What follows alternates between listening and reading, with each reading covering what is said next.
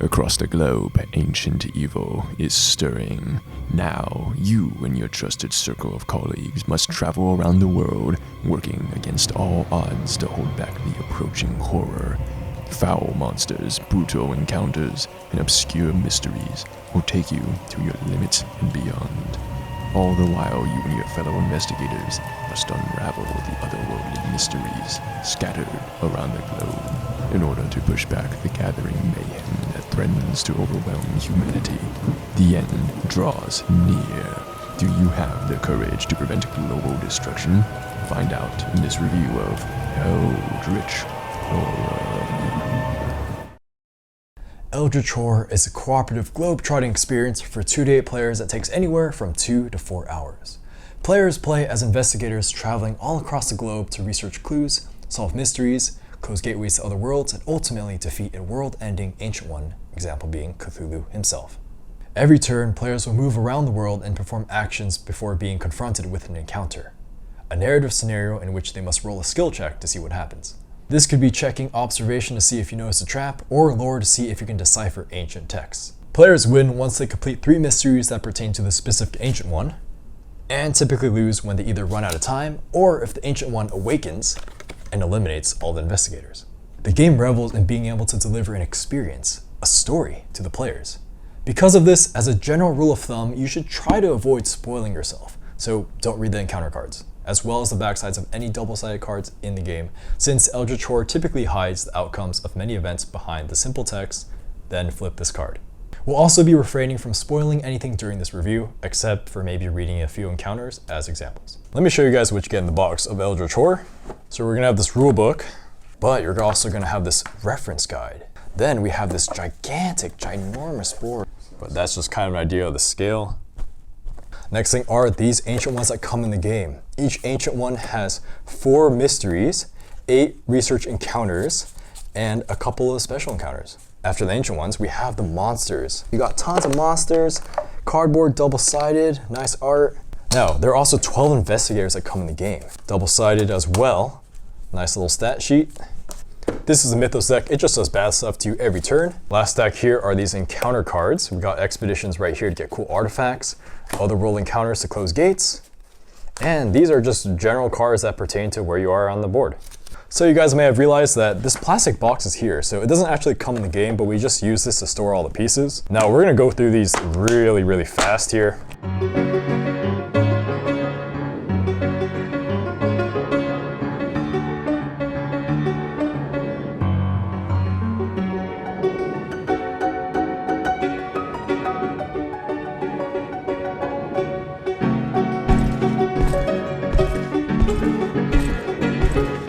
Why, hello there, strange-looking fellow. Enjoying the piano show. Let me give you the basics of Eldritch Horror. Despite the massive amount of components here, actually playing the game is fairly simple. Setup isn't though. At the beginning of the game, players will determine an Ancient One to confront. We got Azathoth, Cthulhu, Yog-Sothoth, and Shumne... Yeah, I'm not gonna say that. After you resolve any setup denoted to the Ancient One, and today we have Azathoth, everyone picks an investigator to play, each with their own starting items and spawn points. There are 3 phases that make up a round of Eldritch Horror: the action phase, the encounter phase, and then the mythos phase. In the action phase, players perform 2 actions such as buying items, acquiring tickets, moving, etc. This is where basic mundane actions occur. In the encounter phase, investigators are forced to confront an encounter based off their location.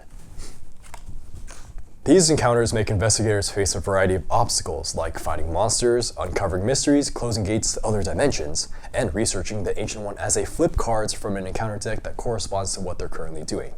In the Mythos phase, you flip a Mythos card that progresses the world state, often triggering something bad like advancing the Doom Tracker, which is a countdown towards the Ancient One awakening, or spawning gates and monsters. This is where the creeping madness of the world encroaches upon the investigators, where the utter insanity of an Eldritch world manifests. After each of the 3 phases, the round's over and you start a new one. You repeat this gameplay loop over again and again until you either win by completing all 3 of your mysteries, which are these guys, or by losing through a variety of game over conditions. Some common ones include running out of Mythos cards, or when the Doom Tracker hits 0, which awakens the Ancient One, flipping this guy over. Though flipping this over tends to change the victory condition and adds brutally punishing game over conditions rather than an immediate game end. Let's dive into the actual meat of this review, where we talk about what we think are the pros and cons of Eldritch Horror. Starting with the pros, let's talk about the good things about Eldritch Horror that has captured Shelfside's imaginations so well. First, the components. If you're like me, you've seen how beautifully done this box is and we're immediately curious about the game. Fortunately, this box is just the beginning. The Lovecraftian theme, with flavor text and wonderfully drawn art oozing from every single piece, is just amazing. The flavor text is nothing to scoff at. And for example, here's an encounter where you're traveling in Antarctica. I want to read this. You move, sure, I read. that's Get out of here. my No. Antarctica. You find what you believe to be star-shaped burial mounds in the snow. It is physically exhausting, but you try to dig the bodies out of the icy terrain. Now you do a strength check. And if you succeed, an odd relic lies next to the uncovered creature's corpse. Gain 1 artifact. Then you examine the body, and we won't tell you what happens next. Okay, you can come back in here. Yeah. Hey, nice rolls, by the way. Yeah, thanks. Okay, so we got like a bajillion components here that all aesthetically fit into the theme very well. We got a lot to cover, so let's start with the player-controlled stuff. First, the investigators that the players control. These investigator cards include stats, short backstories, relevant starting items and locations, and even special encounters should they fall from mental or physical trauma. Yet, this really doesn't do the investigators justice in terms of describing their uniqueness and potential as characters.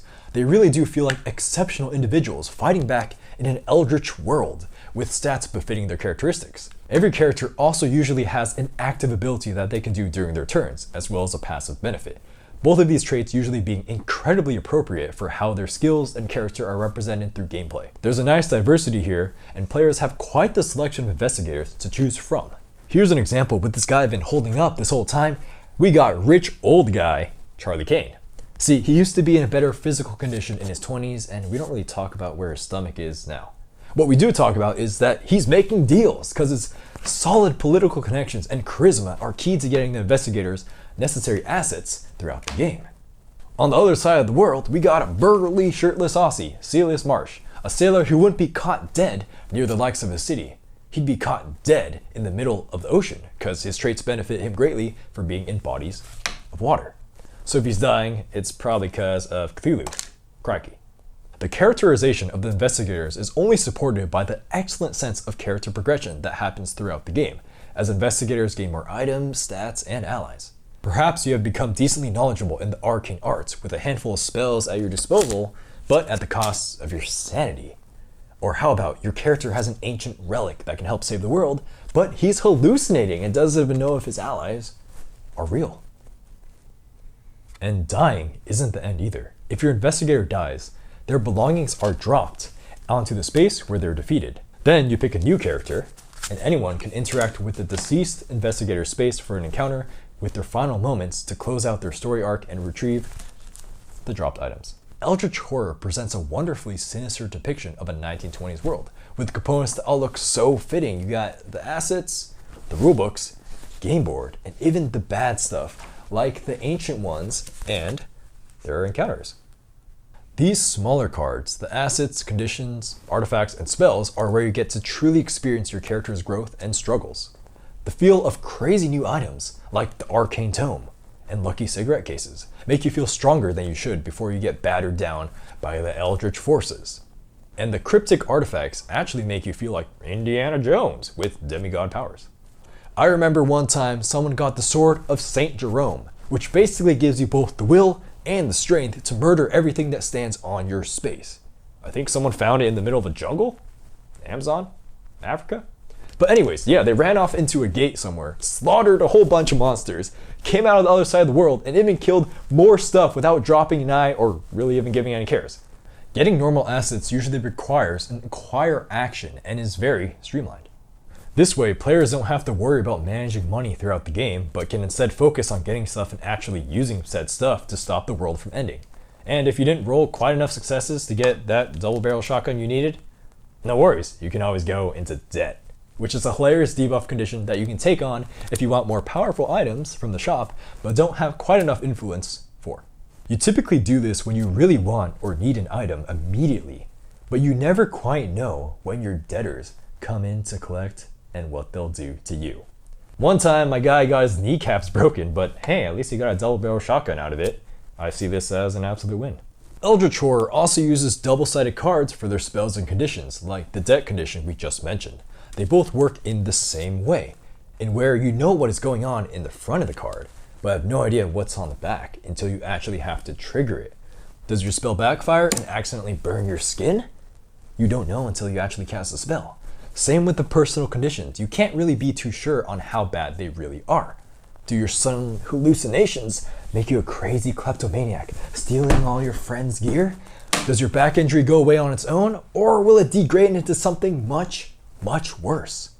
This double-sided card mechanic adds so much trepidation to every instance of gaining one of these cards and goes perfectly in hand with the dreadful uncertainty of Lovecraft. We can't talk about the investigators without, of course, talking about the big bads, the Ancient Ones. They are all well varied, with each of them tweaking the game slightly so that it's always a new experience playing under a different Ancient One. Azathoth is the more simple introductory boss, and racial slur spawns goat creatures around the board that have to be periodically slain. The designers also varied the cultist stats and abilities for each monster, giving you a sense of the different types of lunacy of each worshipper. When Doom hits 0, in many other games the players would just lose the game, but in Eldritch, you flip over the Ancient One and something terrible happens. To that end, we will not spoil the game. You gotta find out and play for yourself. While you're playing the game, this Mythos deck will occasionally give you rumors, which are side quests which may or may not be mandatory based off how severe their drawbacks are. There's also these expedition encounters, which Daniel read from before, which spawn on the locations depicted on the back of the deck. These give powerful artifacts. Furthermore, every Ancient One also has their own research encounters that reward these green clue tokens, usually spent as a premium currency for things like progressing mysteries or exchanging for powerful rewards during encounters. Then, on top of that, there's gates spawning periodically through the Mythos deck, and city encounters rewarding specific things like stat improvements or certain items. All of this adds up to there basically always being something you can or want to do, either to better your character or to progress the win condition. Take down that sneaky Cthulhu. We have witnessed many Lovecraftian things, and we just love how Eldritch is truly a globe-trotting experience. The global scale of events in this game make the looming cosmic threats all the more wide-scale and impactful. In many other games, you can find yourself fighting Lovecraftian entities in maybe a city, house, or island. But in Eldritch, we appreciate how you can see the entire world slowly falling apart at the seams of reality as you fly and sail to every corner of the globe, witnessing otherworld encounters no matter where you are. What also goes hand in hand with the Lovecraftian theme and feeling of uncertainty is the existence of randomness in Eldritch Horror.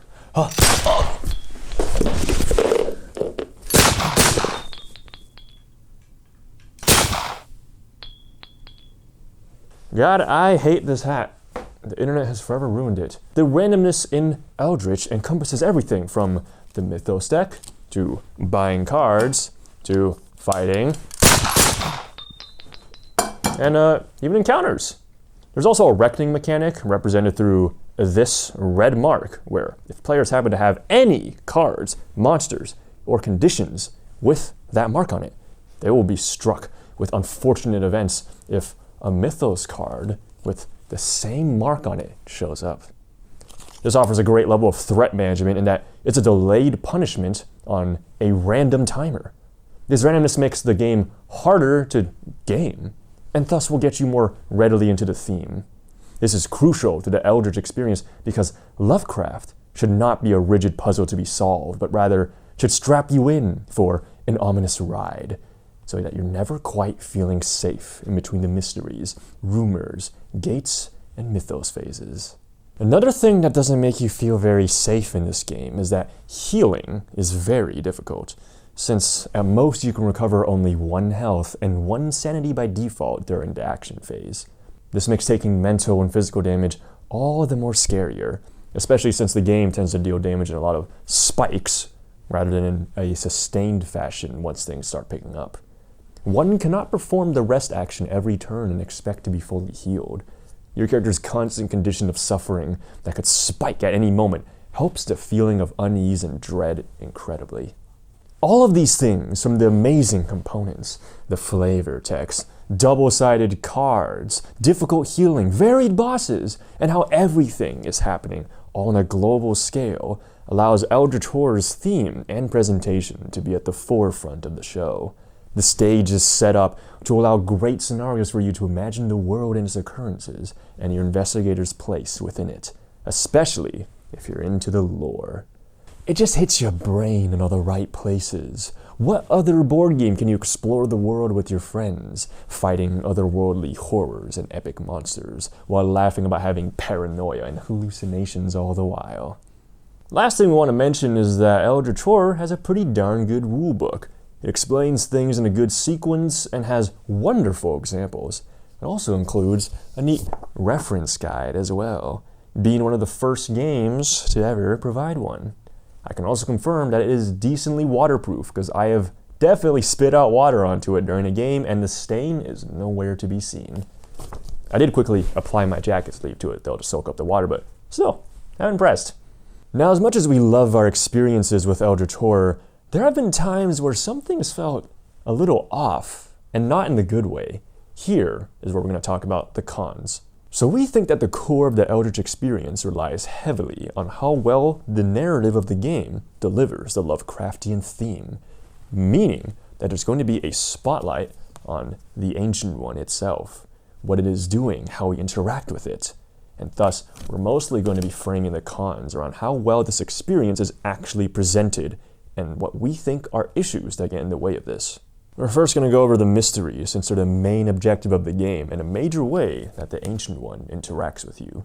Because mysteries are the main way the boss delivers the plot that dictates what you're even doing, everything else should fall in line with and support this structure in order to deliver a more complete experience.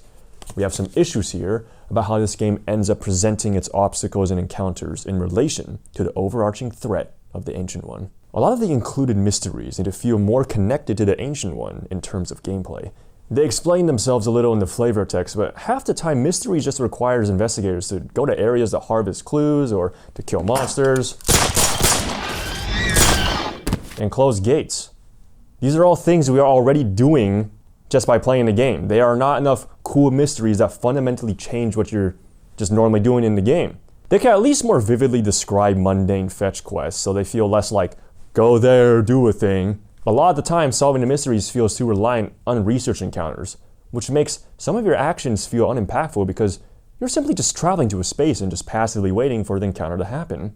Since there's such an emphasis on harvesting clues in many of these mysteries, the game can kind of feel like a slugfest of dice rolling as you grind these out if you aren't feeling the theme. This can especially be the case if the board is just filled with random stuff like rumors and monsters that have little relation to the Ancient One.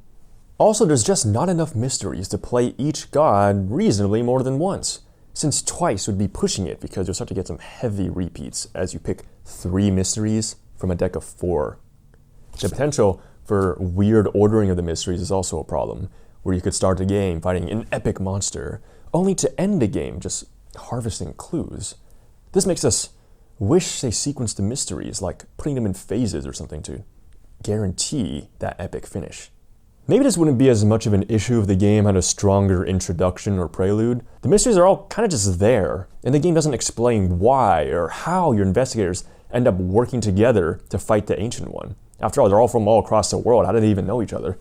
The game's presentation would be so much stronger if each Ancient One offered some flavor text explaining what's happening to the world, how it's affecting people, and how some special individuals, ergo our investigators, realize that something's wrong and set out to investigate.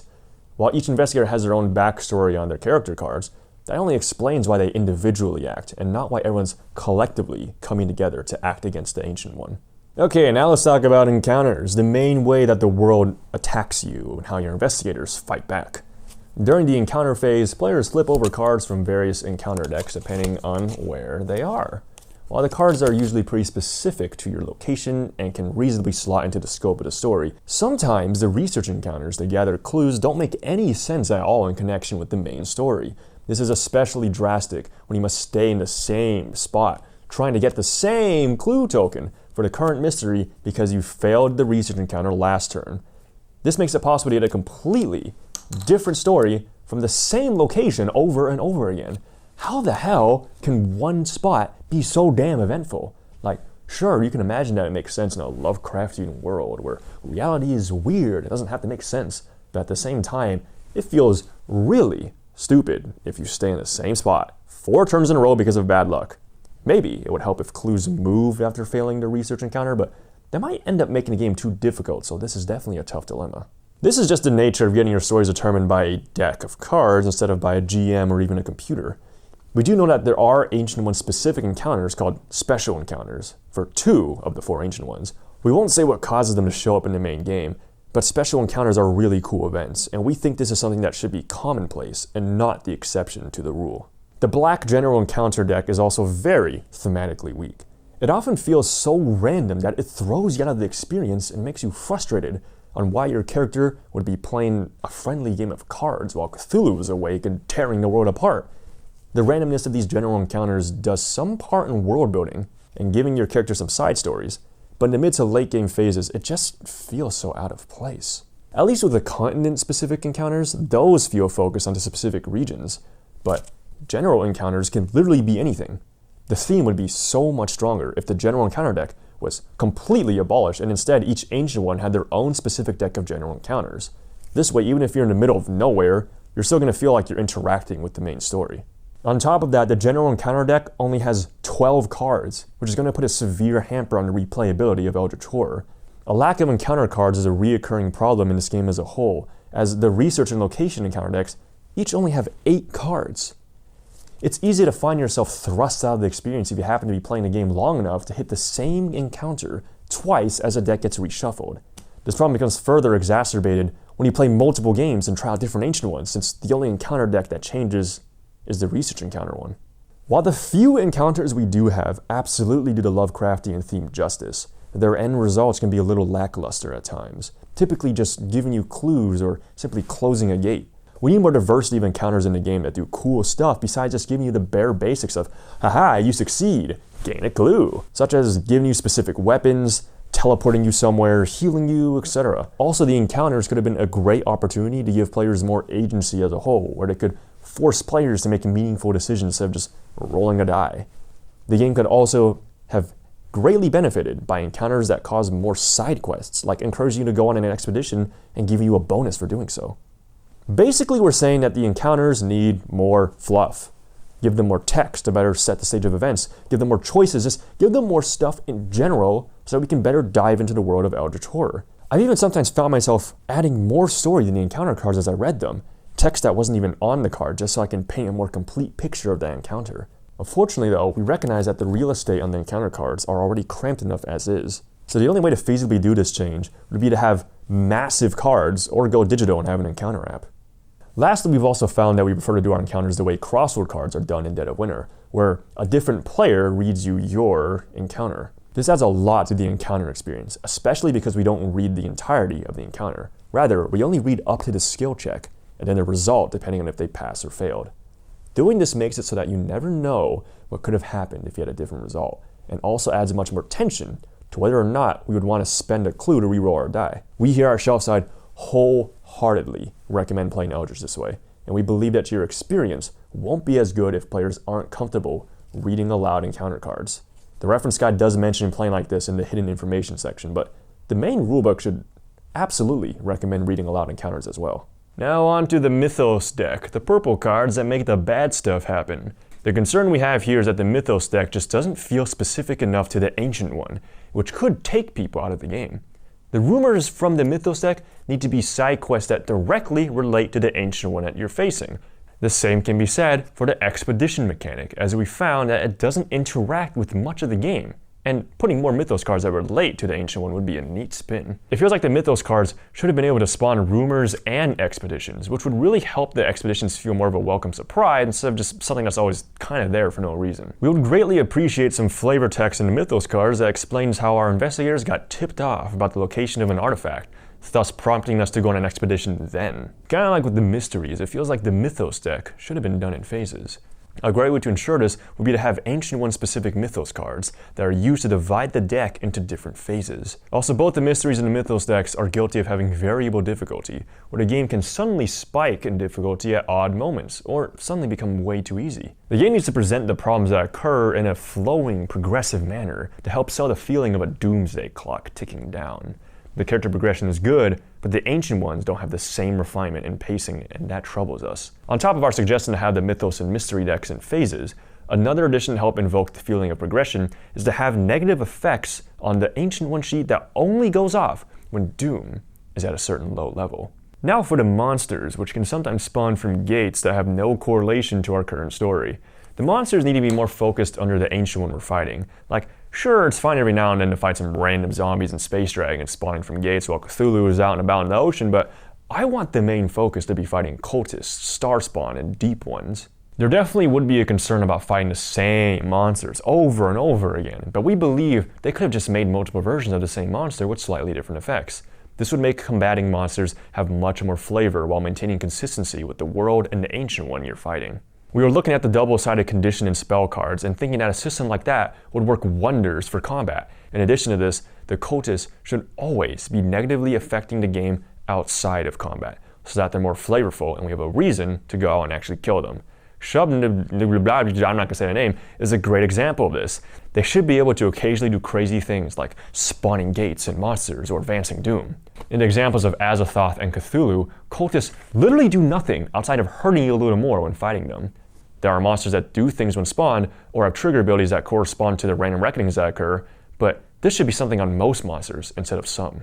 The short version of most of our concept pertaining to how Eldritch Horror throws obstacles at us is that the game needs more content to go up against in general. It needs more variety, and what is there needs to be more strongly connected to the Ancient One that you're fighting. As it stands in the base game, the only difference you really get with the different Ancient One are slightly different objectives and a few new encounters, namely the research encounters, while everything else more or less stays the same. Granted, the Mythos, Otherworld, and Expedition decks are decently sizable and will definitely last you a while in terms of replayability, but the location encounter decks are definitely way too small. Now let's talk about some other cons that don't just pertain to what you're going up against in the game. When playing Eldritch Horror, we wish that there were included player aids which had a slot for assets, tickets, clues, conditions, anything else that we need to keep track of, while also having a list of the phases of the game. It's very easy to forget about a few items you have, and it would have been a nice way to organize what's in front of you so that you remember to proc everything when things happen. We've also found that the round summary aid on the back of the reference guide wasn't quite simple enough from a glance when teaching the game to newcomers. Plus, it was annoying to just constantly pass around. To fix our problems, we had to print out a much cleaner, simplified guide from Board Game Geek. It's free, by the way, link in the description below. As we brought up during the component overview, we have to use this Plano box to store the components. But if you don't have this box, storing this game is going to be a nightmare. It only gives you a few plastic bags to store the cards, and for the bajillion pieces that come with the game, you're going to have to crowd a bunch of little pieces together, unless you have more bags of your own. Make sure you also get a separate bag for the monsters, because there's 43 of them. Having a storage problem only heightens the lengthy setup time for this game, which is already at least 15 minutes, even with our storage solution. This storage problem is a very Fantasy Flight Games issue, and they really need to include more inserts for the games in general. And I know they can do it, because they did it for Twilight Imperium 4, right over there. For this next con, it's not really the biggest deal, but we want to highlight how immobile your investigators generally are, which helps to contribute to a feeling of not doing much during the action phase and just waiting for the encounters to roll in. One way this manifests is the general lack of trading that occurs. While trading is a mechanic in the game, we scarcely use it, and players typically find themselves going off their own little corner having their own adventures because it's just more efficient. Your player group doesn't feel like a tight-knit band of investigators, but more like a bunch of people doing their own thing. The game should have some way to make players more mobile to increase trading, like more items that improve mobility, or allowing investigators to carry more than just 2 movement tickets at max. Now for the player count, we here at Shelfside always play the game at 4 players and don't even want to bother with an odd number game because it imbalances everything in a much more difficult way. As a general rule of thumb, everything in Eldritch Horror rounds up, which makes many mysteries and mythos cards much more punishing if they reference half of the player count as criteria. Because of this, playing with 3 players is not going to be that much different than playing with 4 players in terms of difficulty, as all half the player count criteria will still be 2. So it just ends up feeling like you're down a person with an odd player count. We could play at 2 players, but a setup for us doesn't feel worth it when we'd rather play with our friends. Not saying Eldritch Horror isn't good at 2, it is, and couples will absolutely have an awesome experience. On the other end of the spectrum, too many players leads to an egregious amount of downtime, where you'll be mostly fiddling with your hands while 5 other players' encounter cards are read. With that many people, you will start to feel overwhelmed by the amount of story circulating. We found a bunch of suggestions online about how people house rule the game to balance the game more at odd numbers, but none of the ones we found felt clean on their own. There's stuff ranging from starting the game with 1 less gate spawn, giving everybody an extra clue, giving everyone an improvement token, to changing out harder mythos cards for easier ones. In the end, we can't really suggest a good fix for odd player counts here, but there's plenty of things you can try with a quick Google search. On the other hand, if you're totally okay with the game being harder, then this might be up your alley. Let's talk even more about what we noticed with balance. First, Charlie Kane, the investigator. He is just way too strong. We are okay with super overpowered artifacts from expeditions that you acquire because they are random items and can be lost. Plus, you have to put in the time to get them. Charlie Kane can allow you to completely ignore these stronger items because he immediately just airdrops strong items for all of the other characters without even having to move to them. He really overshadows other investigators, and of course you're going to pick him if you like to win. He's a character that absolutely allows you to game the game, which feels weird in the universe of Lovecraft. Charlie also highlights the repetition of encounter cards and that the most optimal way to play him is to camp in Tokyo the whole game to make use of his high influence stat, where you'll be very quickly cycling throughout encounters at Tokyo halfway through the game. On the other hand, it is too easy to have useless turns in a game where you can't perform actions if monsters are on your space, which heavily restricts your options. This is especially noticeable since you can't do the same action twice. The game needs more generic actions that you can perform, such as searching a city or ambushing a monster, instead of delegating all of the interesting events to the encounter phase. Perhaps the game could benefit from more actions to perform in general, whether they come from items or more locale-specific actions. One more thing that's really annoying about Eldritch Horror is that the game only comes with 4 6-sided dice. That is not nearly enough dice to be playing this game with, and so we had to supplement it with our own collection of red 6-sided dice right there. Whew. So we get to the end of our cons, and when zooming out, we just have to conclude that the game's theme just isn't as strongly presented as it could have been. Yet at the same time, the game is pretty bloated with a whole bunch of different cards to keep track of because it's necessary for all those cards to exist so that the diversity of encounters and events can happen. With this bloat, it's a lot to manage everything on the board. Now, since the game is already filled with stuff, we question why Eldritch Horror didn't just go all the way to make the game super big and just have tons of depth. More nuanced items, larger encounter decks, more mysteries, and diversified monsters would give Eldritch Horror way more substance, and with that, a deeper connection to each ancient one. It was probably to reduce production costs and to promote the expansions, but it's very bizarre that the components go wide in a variety of stuff, as in we have a lot of different types of encounters, but then we don't actually have a lot of cards in those decks.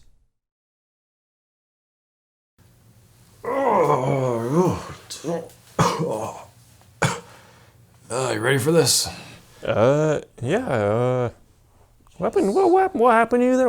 Here at Shelfside, we rate things a little differently since we got 2 people running the channel. First, we're going to give you the recommender score, which is how we try to evaluate the game as objectively as possible by weighing the aforementioned pros and cons. Then the 2 of us are going to give you our personal scores, which are our own opinions about the game. Alright, so Eldritch Horror is going to get a 6 out of 10 for us. It really puts the Lovecraftian mythos on a global scale. Maybe Shub-demonetized is spawning black demon goat thingies in Africa, all the while your adventurers getting preoccupied by gates, spewing out streams of horrors, and you're dealing with a back injury plus a debt collector breathing down your neck. Whether it be nuanced condition cards, unique adventurers, or just awesome artifacts, there's a lot of pieces to fiddle with that will immediately grab your attention. Not to mention that every game is highly customizable, with you deciding how to comp your team to face one of the 4 ancient ones that are all world-threatening in their very own way. Eldritch Horror utilizes uncertainty to great effect in how it presents its story and gameplay, but keep in mind that this uncertainty can hurt the plot at times. This game is perfect for those who are looking for a tabletop RPG experience without needing a game master and lots of preparation. The rulebook does a great job getting you started, and there's even a reference guide should you need to look anything up. This is really a game where the enjoyment comes from the possibility of anything happening during a playthrough. It is Call of Cthulhu, the role-playing game, combined with a cooperative board game and plenty of flavor text to encourage role-playing so that it leaves your imagination to fill in the gaps as you face the world's encounters. What is awesome about Eldritch is that a role-playing game can never encapsulate the sense of the entire world being torn to hell right before your eyes as players have to travel near and far to defeat the Ancient One. Rather, role-playing games typically keep investigators together in one place, such as like Africa or Arkham. You don't even have to be that knowledgeable about the universe of Lovecraft, as the game does a good job of portraying the horrors as incomprehensible world-ending terrors that you're feebly fighting against. The possibility for the encounters, mythos, and the mysteries to lead to some weird pacing is definitely a factor that holds this game back. You also can't expect to cleanly play this within the entirety of the projected 2 to 8 player count, as you will get a vastly different experience based on how many players you have. Odd player counts in particular are much more difficult because everything in the game rounds up, and too many players can detract from the flow of the game. It seems like the best numbers are 2 and 4, so definitely makes a great couples game. Players on a budget will rightfully be concerned about the replayability in this game. Each of the 4 ancient ones are at most playable twice without repeating research counters and mysteries. The Mythos deck is set up to make separate playthroughs of each boss slightly different, and there are 12 investigators you can mix and match to repeat games. Unfortunately, the general and location encounter decks will quickly show repeats across different games. We will say that Shub Demonetized and Yogg-Sothoth are wholeheartedly recommended by us, with extremely thematic experiences and fun gameplay loops. Cthulhu just feels like they sacrifice theme for difficulty, where tons of things are happening to you, but you don't really feel connected to the deep ones or cultists in any way, and Azathoth is just a little too vanilla. Imagination goes a long way in experiencing your encounters and delighting in the story. People become attached to their characters and their place within the story, and a table is saddened when a character falls. With this sense of a greater purpose for characters that everyone cares about, the potential for solitaire is definitely less than you might imagine, with people invested in each other's stories. But we did notice that if you have playthroughs with at least one person in the group not really feeling the theme, the entire experience will drastically suffer as a result. Since this game relies so much on getting everyone into the headspace of the trepidation from the cosmic horror. It's a tough sell at $60 since there's not enough playtime and content for that price point, but now you can get the game on sale, and we recommend it at a discount. Ultimately though, we'd recommend Eldritch Horror to Lovecraft enthusiasts as well as anyone out there looking for a good cooperative game, especially if you like it enough to buy expansions, which adds so much more replayability and fix a good deal of problems we've addressed here. In fact, we even go as far to say that if you're interested in this game, the expansions are absolutely mandatory simply for including more flavorful mechanics, by the way, one of our main complaints in the cons, and including a ton more encounter cards so you don't get repeats. Now, we haven't tried all 8 of the expansions because, my god, that's a lot of stuff. We only have Under the Pyramids and Forsaken, but we will 100% say that you should get Forsaken lore alongside the base game. Forsaken just straight up adds more encounters and mysteries for the existing 4 ancient ones, which will 100% improve the vanilla experience and even your first playthrough. Otherwise, for the other expansions, just grab what looks cool to you and what locales and ancient ones you'd love to experience. This one just looked cool to us, and it was on sale. You don't have to worry about a lack of content from them either, because after the first expansion, which is Forsaken Lore, they upped the standard for all new ancient ones to have 6 mysteries and 24 research encounters at a minimum, which is so much better than the base game's 4 mysteries and the 8 research encounters. In fact, the Forsaken Lore expansion basically gets the 4 base game ancient ones up to the standard, which is a big part of why we say it's so essential. We cannot stress enough how Eldritch Horror lives and dies on your imagination. Without it, this game is ultimately just go there, do a thing, random stuff happens. The more you can contextualize the events into a bigger picture, the more cohesive the plot becomes, and the more enjoyable the experience. We highly recommend this game to anyone into Lovecraft and is willing to get into the mood for cosmic horror. The 6 out of 10 is mainly because we're evaluating just the out-of-the-box experience, since it's definitely not as good as it could be and needs expansions to patch it up.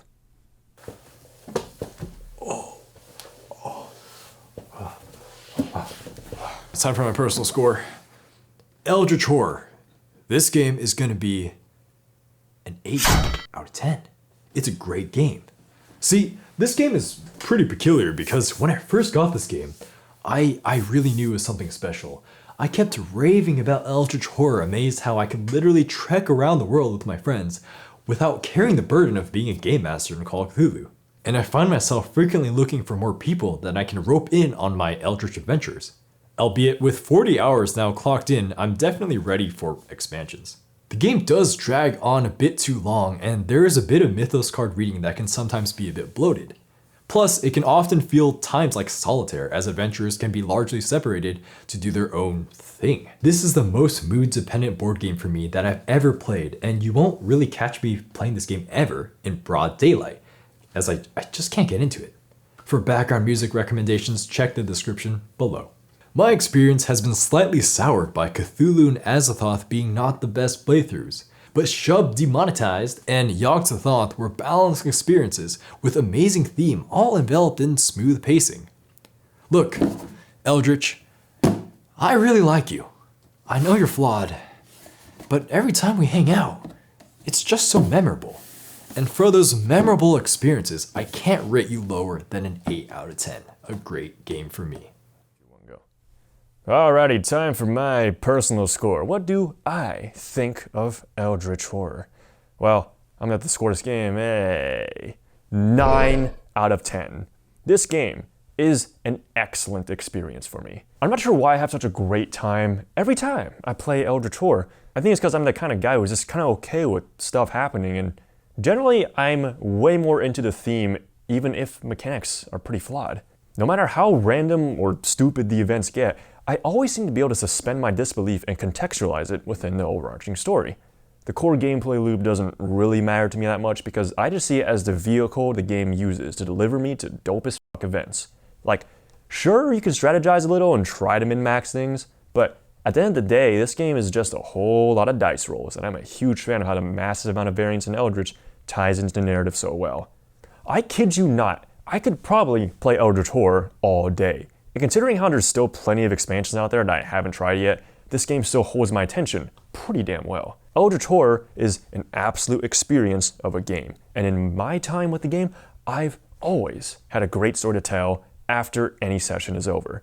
Notable experiences are something that I am looking for in general, in any type of entertainment I consume, and for me, Eldritch delivers excellent stories during gameplay that really makes me feel the Lovecraftian dread behind every move I make. Furthermore, I love to roleplay and add my own little touches of lore and flavor to games, and Eldritch provides the perfect playground for me to do just that whenever I imagine what all the investigators do during their turns.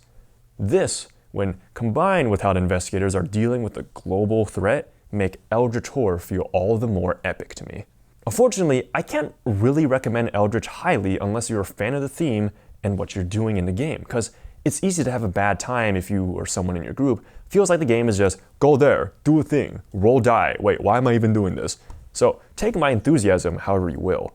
I feel very lucky to have amazing friends who I can play this game with where we can all have a great time.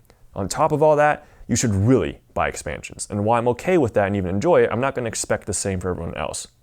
Think of this as your world-spanning experience with friends as you journey to defeat darker ones, terrifying monsters, personal demons, and even sinister humans along the way. As everything you need to go on adventures for hours and hours, capturing Shelfside's imaginations many a night, and encapsulating our experiences in the bizarre waking dream of the Lovecraftian universe. While the pacing can be a bit funny, and many of the mechanics, like the encounters and mysteries, being a bit obsolete now due to Mansions of Madness's excellent use of a companion app reading scenarios for you, this game still provides a global analog perspective to horror and has yet to be replaced as such. Just make sure you get a plastic box and a couple of bags to store everything that comes with it, and heavily consider getting the Forsaken Lore expansion to start off as well. But anyways, that is going to be it for our Eldritch Horror Shelfside review. Thank you for watching this video, and we'll see you all in the next one. Goodbye.